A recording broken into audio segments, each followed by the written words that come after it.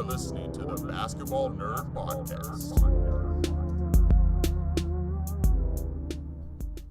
Hello, ladies and gentlemen, and welcome to the Basketball Nerd Podcast, Episode 2. I'm your host, Derek Lauder, and this is going to be our second round preview show. I'm here joined, as always, by my co-host, Frank Alger. It's going to be a good show. We got a lot to talk about. We're going to talk about Warriors-Rockets, 76ers-Raptors, which is tonight, Bucks versus Celtics, and then also Blazers versus whoever they do end up playing. That Game 7 is tonight as well, and we both think it's going to be a pretty good game. But I think we're going to start out with something a little bit different today. It's a glorious day for Arizona sports fans. A couple nights ago, with the first overall pick, Cardinals selected Kyler Murray. We're very excited about this pick. I know me in particular, I think this is going to be a pick that changes the future of the franchise. But a lot of people really want to talk about how we are trading Josh Rosen to the Dolphins when we just traded up picks to get him last year. So I think that we should talk about this a little bit. What is the value you think that we got back from Josh Rosen, and how are you feeling going forward with Kyler Murray as our quarterback? Well, we'll be brief about it because this is a basketball podcast, but as Arizona sports fan, this is one of the greatest Arizona sports moments in history because Kyler Murray is going to run the NFL. Mark my words. He's going to take over the league. It's going to be him and Mahomes running this league and just going back and forth with MVPs, be contending every year. I'm telling you, it's going to be something special out here in the desert. Media is going to be all over us for the first time forever. I'm too excited. I can't wait.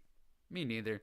Kyler Murray, honestly, is one of the best quarterbacks that I've ever seen play football, and I'm not worried about his side. I'm not worried about what people say. He's the best quarterback I've ever seen play coming out of college. Mahomes is the great. This past year, Mahomes was like the greatest I've ever seen a quarterback play. But Kyler Murray coming out of college, I think that this was a done deal I've ever seen. And I think that this was a done deal since we hired Cliff Kingsbury. I'll read this quote right now from Kyler Murray's press conference. This is talking about how excited he is to play with Cliff Kingsbury as his new coach. He said, "I cannot wait. Me and him have had a relationship since I was like 15 years old. This is something that we've talked about for a long time. It's been a long time coming. God works in mysterious ways. For me to be playing for him now is surreal feeling." We'll move on now to basketball, what this podcast is really about, and talk about a couple second-round series that we like. We're going to start by talking about the one that we want to watch, the one that everybody wants to hear about, the Warriors versus the Rockets. I'll go ahead and start by saying my predictions right now. We want to talk about it as well. I got Rockets in 6. I'm going to have them winning 4-2, and my bold prediction is that Chris Paul is going to be the best player in this series and not James Harden. Well, he was the best player last time they played, too, last year. So what do you think? What do you think is going to happen in Warriors versus Rockets? I think I'm going to say Rockets in 7.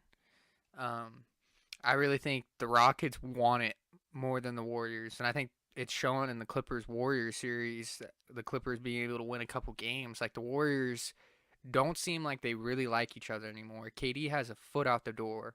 Draymond seems to be annoying his teammates as much as he does to the opposition now and his head coach. So they just are kind of going through the motions. They kind of just show up and like, oh yeah, we're so good. We're the back-to-back champions. We're going to win.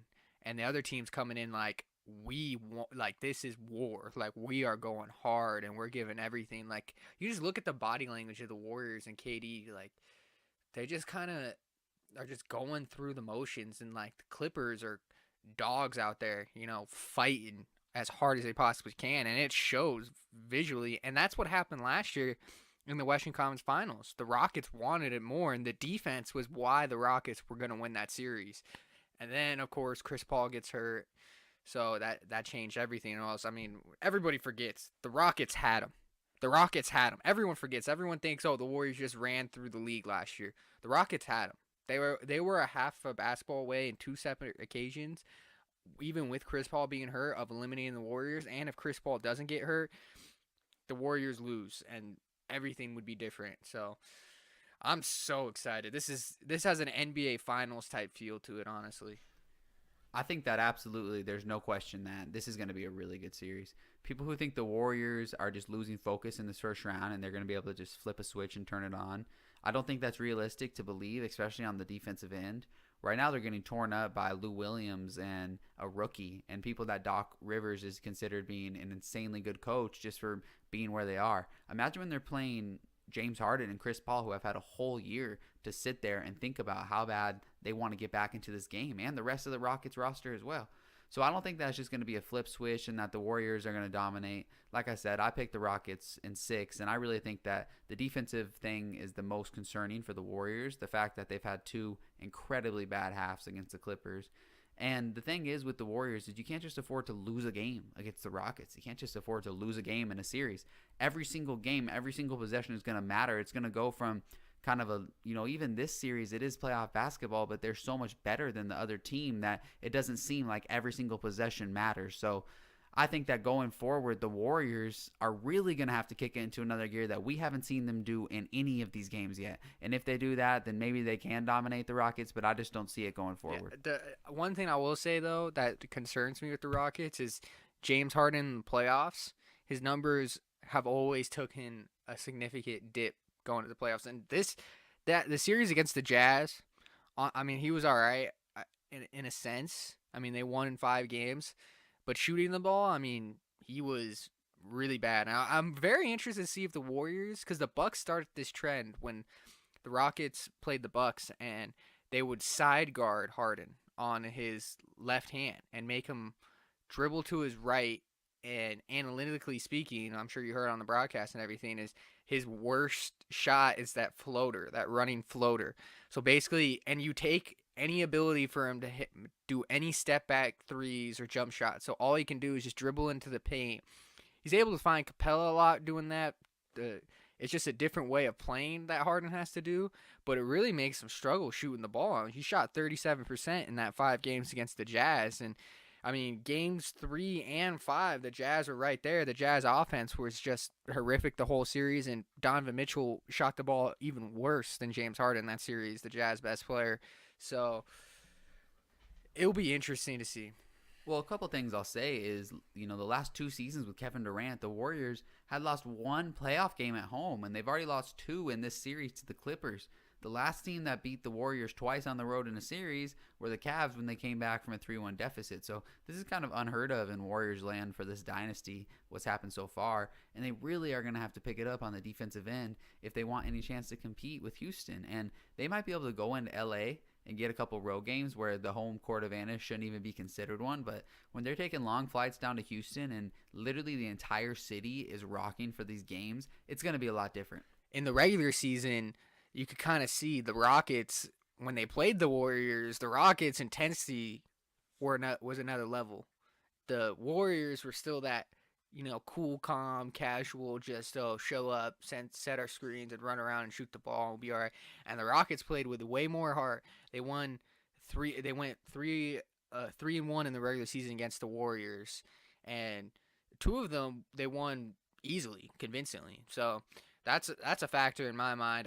I'm game 1 will be interesting because the Rockets for the entire year since the moment they got eliminated. I mean, Chris Paul tweeted it right after they got eliminated. Let's run that shit back, and they've been just thinking about this moment the entire year. This is what they've been focused on. The Warriors have just been going through it and been like, oh, is KD leaving? What's happening with Clay? Is Clay leaving? Like, we're just so good. We're just gonna play like, oh, Rockets. They think they're gonna beat us. Ha ha ha ha ha. They don't have no chance.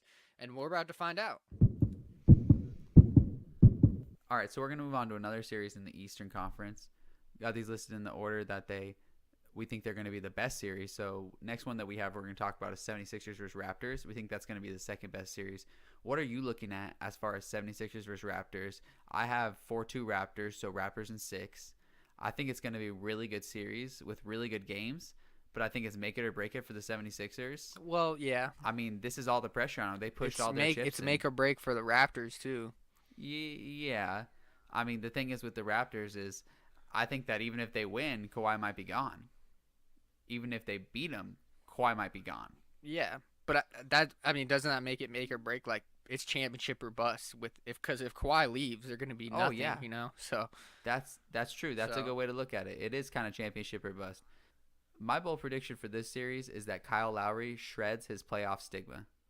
I think he goes off. Wow, I think Kyle Lowry goes off. What is off for Kyle Lowry though? Who's going to guard him? Who's going to guard him? What is going off? I think he could average 25 and 7. Wow, no, he's not averaging 25. He might have a couple games where he gets 25, but I mean his I regular think he could his average regular 25. season average this year was like 14 a game. Who's- DJ Augustin guarded him in the first round against Magic, and what Kyle Lowry do against that? A 30-plus-year-old vet. Who's guarding Kyle That's Lowry been- though? Ben Simmons isn't. I mean, they could easily put Simmons on him. Bro, they're gonna have to What do you put mean? Simmons on Kawhi. What do you mean? Jimmy Butler's probably going to guard Kawhi, for being So then honest. you're just gonna leave Siakam.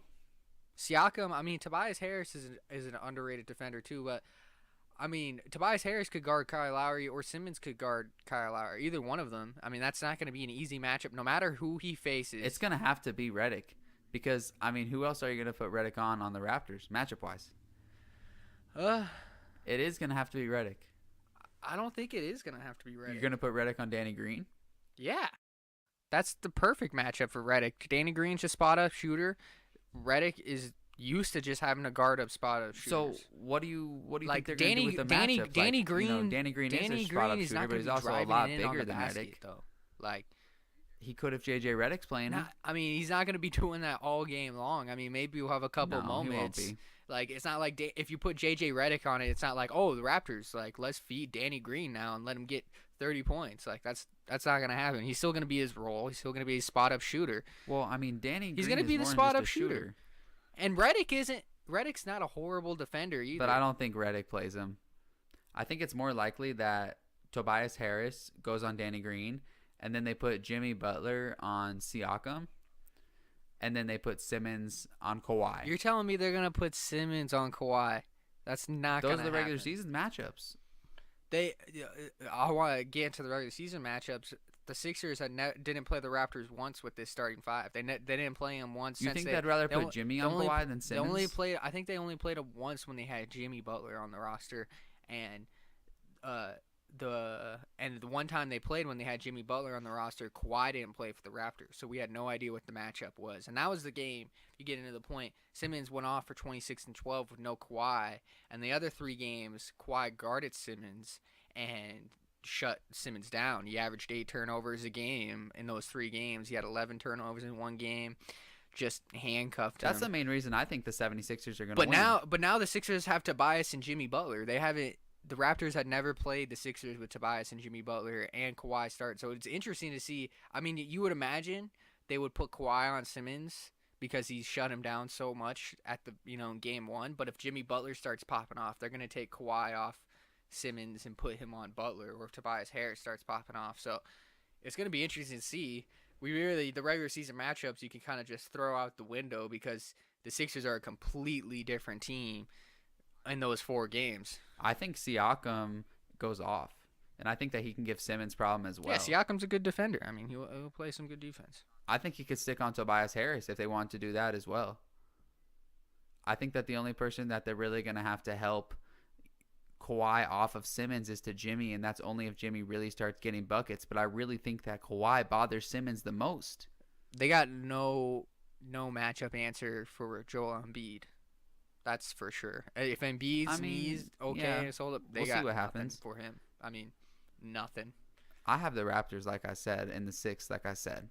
I got the Sixers in 6. I think Kawhi will probably average close to 30, right around 30 for the series, but it's not going to be enough. And I fully expect Kyle Lowry to have a horrific game, then a good game, horrific game, then a good game. I mean, and if Kyle Lowry goes out there and gives you 2 duds of a game, they're losing those games against the Sixers. I mean, over his history, his whole career, when Kyle Lowry will have like not just a bad game, like because like his average is like a solid average game for Kyle Lowry is like 14 and 8. Like if you could tell the Raptors, hey, Kyle Lowry's gonna get you 14 and 8 in every single game in the series, they would take it in a heartbeat. But he is very liable to go for 7 points and 5 and do nothing on the court and just be abysmal. I think he's going to go off. That's the big really X do. factor. I mean, I if think he he's gonna averages shred the 25 a game for the series, the Raptors are going to win this series. I'll say that. But that I don't see that happening. Because I really see JJ Redick being on him.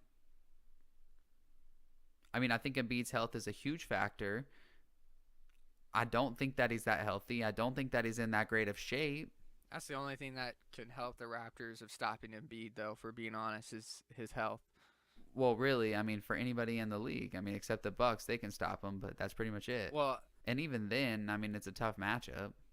There's really no matchup in the league for anybody else for Embiid, though. I mean, who's going to be able to just stop him one-on-one? He does whatever he wants in the paint. I mean, he takes care of everybody he looks at. yeah, exactly. I mean, that's what makes him so good. That's what the goal for DeAndre Ayton development is, and that's why we want Monte Williams so bad. He worked with Embiid. He has a history of developing big men, and if Ayton can become anything like Embiid, we have such a bright future as the Phoenix Suns. But Embiid's ridiculous. He's literally drives it in. He's an elephant coming down the lane at you, 7 feet, going such a great pace. He's very graceful. He goes at such a good pace, like such a good relaxed very. pace. He's playing with. I mean, It's really he's his a health force. that matters. That's what's going to decide his career and possibly this series. That's going to be a good series. That game tonight is going to be good. That's gonna be I'm that's super gonna excited be for an intense that. series. Who do you got? Who do you got tonight though? Game 1. I mean, I got to go with the Raptors at home. Yeah. This game will be interesting because I said the regular season matchup is thrown out the window because the Raptors haven't played the Sixers once with this starting lineup. So And also, do we get Game 3 Simmons or do we get regular season, versus Kawhi Simmons? That's a huge factor too.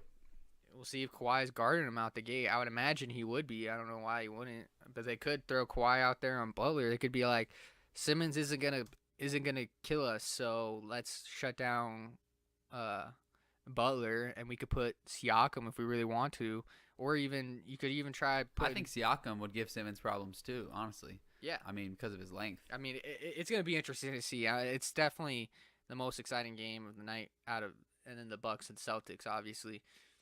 I think Sixers win tonight. Well, Bucks Celtics. I mean, we'll move on to that series. We can kind of segue into that. But I got Bucks, going in 7. But I think it's actually going to be a really good 7 series. games. Yeah, I think it's going to be one of the 7 best games. series of the second round. I think the Celtics are playing at a high level. And I think that you're getting playoff Kyrie. You're getting Gordon Hayward back, playing like his old self. You're getting great production from that bench. If Hayward goes off, it's going to be tough for this series to not go 7. I could see the Bucks going 6, Hayward but is it's the X not factor. surprising if it wins 7. If I can give you, let me give you some stats here with Hayward. When Hayward makes at least half of his shots during the regular season, they're 19-2. When he scores 20 points, which he only did 7 times in the entire season, they're 7-0 and win in a convincing fashion. And when he shoots at least 10 times, they're 18-6. When he makes at least 2 threes, they're 14-5. When he scores at least just a dozen, they're 20-4.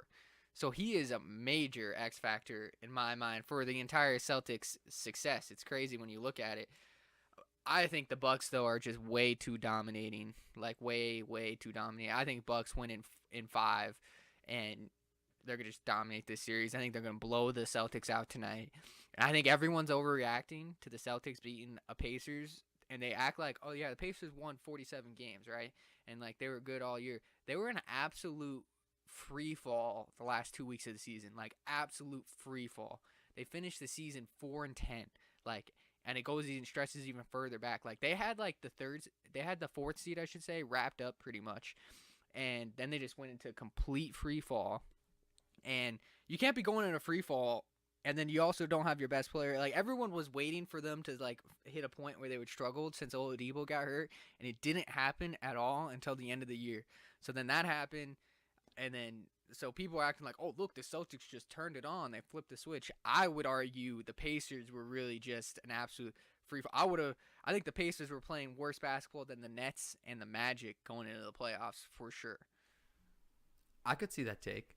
I still think Celtics are going to make it a good series, and I would not be surprised if the Bucks took in 5 or 6. I'd be way more surprised if the Celtics took it in 5 or 6, obviously. But with the Bucks, I would not be surprised because Giannis is so good and he's so dominant. But I do still think Hayward is the X factor, and if he doesn't go off, that the Bucks really could take care of business. If Hayward is coming off the bench and he's getting you at least 15 every game, I mean, if Hayward, I say Bucks in 5, but I mean Hayward is liable to.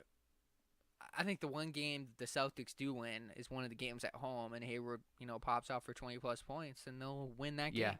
That's what I Well, think. the world, this is going to be the real coming out party for Giannis. Like, he's already, been exposed to everybody in the league and around the league. He's probably going to win MVP, but that really is around the NBA. As far as the world and putting it on a grand stage, a lot of people are going to be watching this Celtics second round playoff series. And Embiid, or not Embiid, but Giannis is so dominant that he really is going to show people beyond that are just true NBA fans how good he is. And I think this is going to kind of be his coming out party worldwide.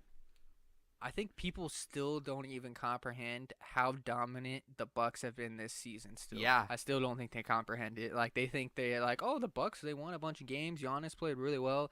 I don't know. I feel like a lot of people may have heard this. If you haven't heard this stat, they had 45 games where they won by double digits, at least double digits, and only 7 other times that's happened in NBA history. And every single time, the team has won the title. Like, Jeez. if you win 45, you have 45 games where you win by double digits, you are dominating teams on a consistent basis out there in the regular season, which is not an easy thing to do. I don't care who you're playing. Every team's an NBA team. You could be playing the Phoenix Suns. It's tough to do, even against the Suns. If you play the Phoenix Suns, you're not going to beat them by double digits every single time. I mean, that's what they basically pretty much did. Every time they played an inferior team, they would. I'm really hoping them. for a Bucks championship. Like, I would love to see Bucks Blazers. That would be such an awesome series to see and to watch. Yeah, we're not going to see the Blazers in the finals. If the Warriors go down, I'm not saying that the Blazers Rockets is going to be lopsided series at all. I can see maybe. Blazers getting that by would, that I for would sure. I would love to see it. I mean, Blazers can definitely play with the Rockets. that'd be sick to see. That'd be a series. That would be a really good series, and it wouldn't be some like Rockets lopsided 4-1. The Rockets are so motivated to beat the Warriors that really, if they do, it's really going to feel like a championship. And I know they do want to feel a championship, but it's going to feel like one. Yeah, it is. They could have a little hangover, letdown going into the next round, but it could just be one game. I mean, it's the playoffs. It's the Western Conference Finals. They will lock right back in, honestly. No, definitely. But I do think it's going to be a great series if it is Blazers versus Rockets. But I still probably would take Rockets in 7. Another thing with the Rockets Warriors is kind of crazy to me. I mean, I guess it makes sense, but the odds would be if they is Warriors are minus 360 to win the series, and Rockets are plus 280. So the Warriors are still the heavy favorite to beat the Rockets in the playoffs, which makes sense. But yeah, I expected it to be a little bit closer, I guess.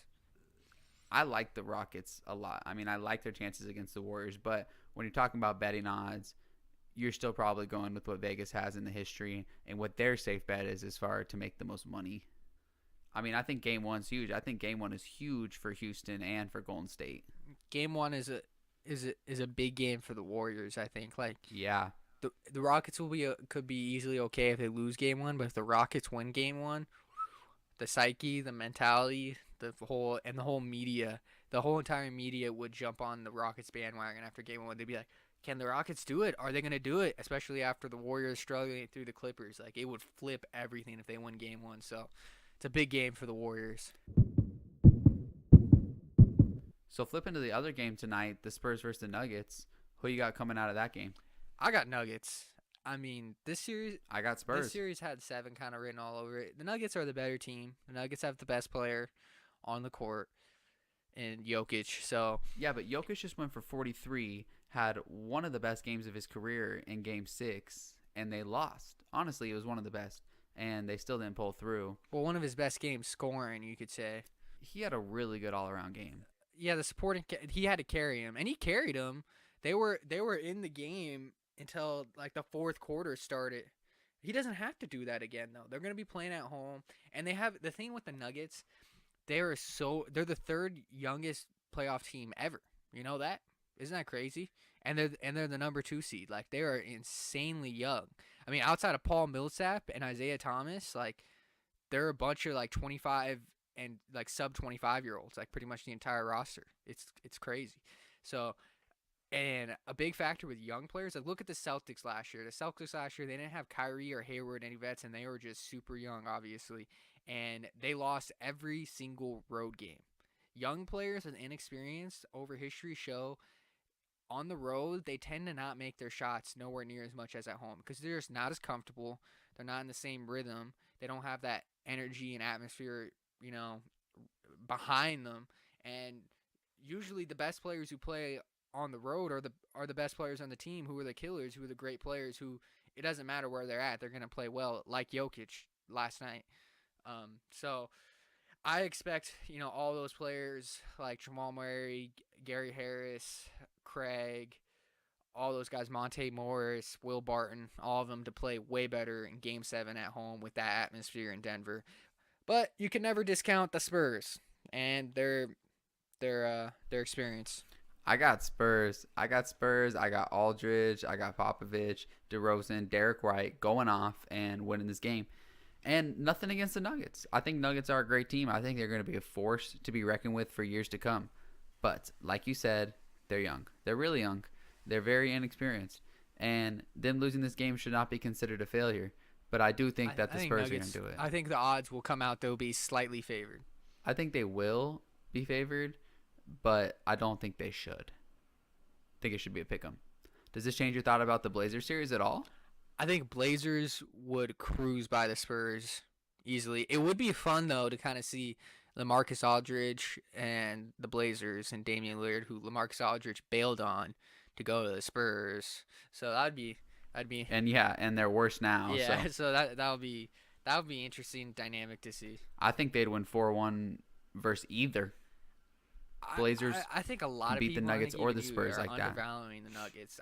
Even the Nuggets going 7, I'm not worried. I think they'll win this series, and I think Blazers Nuggets. I think the Blazers win 4-1 versus either. I think you're undervaluing the Nuggets. I think a lot of people are, just because they're going 7 against the Spurs, who are a good team with experience, and this is the first playoff series they ever played. Like, I think after they win this series in 7 games, they're going to settle in and they're going to play really well for out the gate in this series against the Blazers. They just came out the gate in Game 1 against the Spurs and played really bad basketball. So, and I mean, the moment the playoffs, like, it's kind of understandable why they came out and played really bad from the start. But I think Blazers Nuggets easily could go 7 or 6, and I think that series could go either way. I'll take the Blazers just because I'm taking the best player in the series, and that's Damian Lillard in my mind. What do you think he goes for in this next series? I think Dame Lillard is having an historic playoffs. I mean, I think he's in a zone. I think he's going to average 30 for sure. Yeah. So I got Blazers 4-1 against either of them. You're taking Blazers against Spurs 4-1 and Blazers against Nuggets. Yeah, I'll take Blazers 4-1 against the Spurs. Blazers against the Nuggets. I'll say Blazers in 7. Well, we're kind of wrapping up here, but we're really excited for this weekend and so excited for the second round. It's going to be really one of the best second rounds coming up in memory.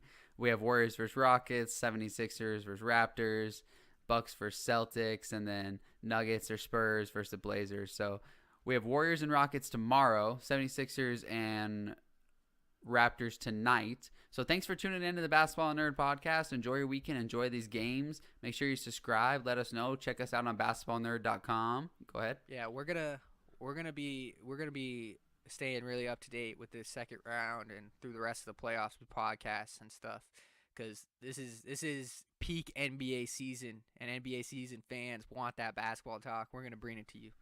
Yeah, this is when it matters the most, and you can check us out on basketballnerd.com as well, where we produce some written content, and we have a preview for the second round going up today as well. So go ahead and follow us on Twitter at @bball_nerd. You can go ahead. We'll give updates throughout the whole game. We'll live tweet it, give you all the stats you need.